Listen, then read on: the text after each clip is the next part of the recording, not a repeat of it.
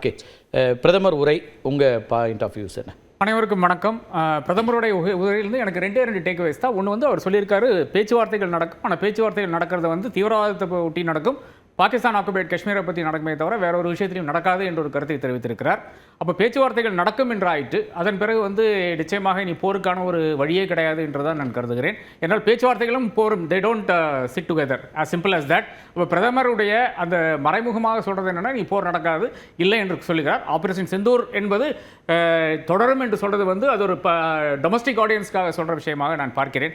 அடுத்ததாக எனக்கு பிரதமருடைய பேச்சு மிக ஏமாற்றத்தை அளிக்கிறது. ஏனென்றால் பிரதமர் வந்து பேசுறதுக்கு ஏறத்தாழ 20 நிமிஷம் முன்னே தான் டொனால்ட் ட்ரம்ப் வந்து முக்கியமான ஒரு கருத்தை வந்து மறுபடியும் வலியுறுத்துறார். நான் தான் அதை செஞ்சேன் அப்படின்னு வலியுறுத்துறார். அதாவது we helped a lot. I said, come on, we are going to do a lot of trade with you guys. Let's stop it.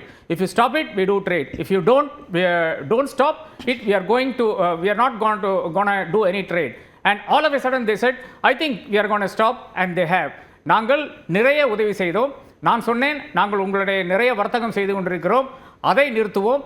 நீங்கள் போரை நிறுத்தினால் நாங்கள் வர்த்தகம் செய்கிறோம்.